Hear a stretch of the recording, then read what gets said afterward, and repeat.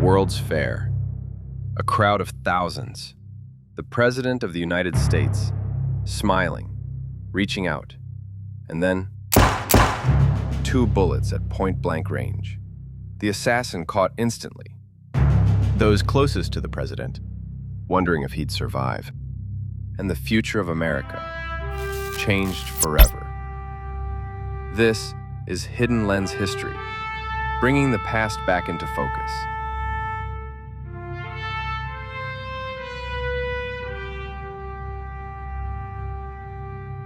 Buffalo, New York, 1901.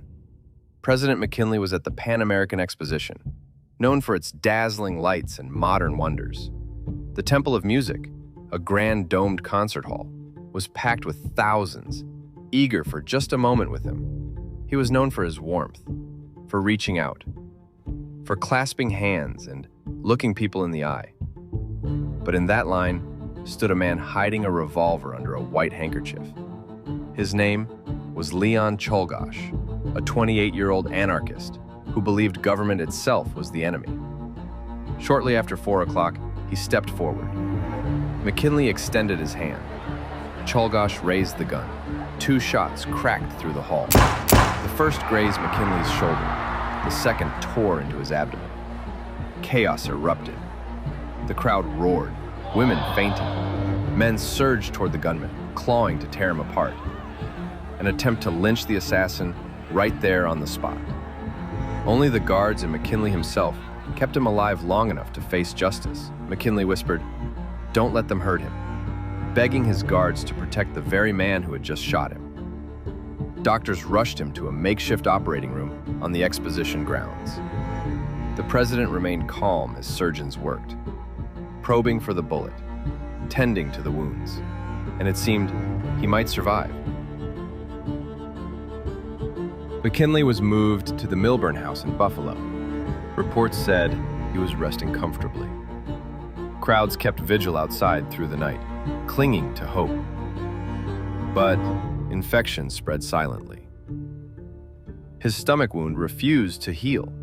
By September 13th, his condition collapsed. Inside the house, his family gathered.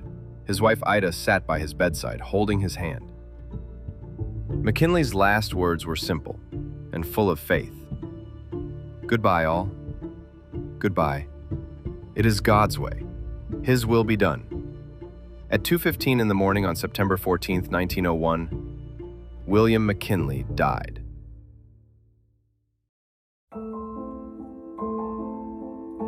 Outside, the waiting crowd wept openly as the news spread through Buffalo.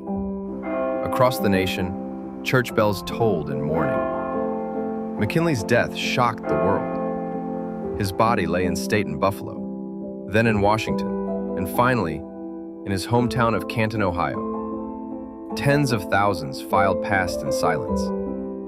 Flags draped the streets. Families knelt as the funeral train passed by. Rumors spread. Some claimed the assassin's bullets had been poisoned. Doctors denied it, pointing instead to gangrene, a fatal infection that spread from the wounds. Still, the sense of tragedy was overwhelming. The president, who had led America through victory and war, was gone. And even as the nation mourned, another man was preparing to take his place. In a quiet Buffalo library, Theodore Roosevelt raised his hand and became the 26th President of the United States. He had rushed from the Adirondacks as news of McKinley's decline reached him. Now, standing in a black frock coat, hand steady as marble, he swore the oath of office.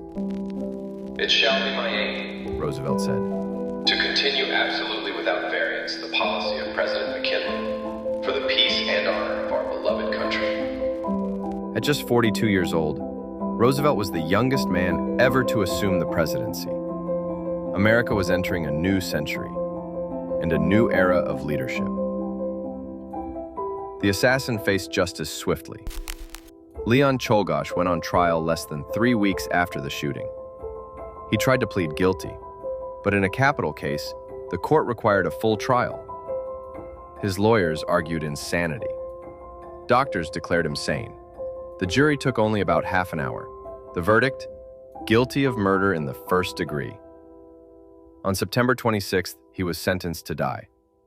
Just weeks later, on October 29, 1901, Leon Czolgosz was executed in the electric chair at Auburn Prison. His final words, "I killed the president because he was the enemy of the people." And with that, the story of the assassin ended. From the dazzling lights of the Pan-American Exposition to the shadow of an assassin's gun. The death of William McKinley shocked the world and changed the course of American history. It ended one presidency, launched another, and for the first time, the Secret Service was given the permanent duty of guarding the president, a role that began with Roosevelt and continues today. Thanks for watching and listening to Hidden Lens History. Like, subscribe, and comment if you want to see more history brought back into focus.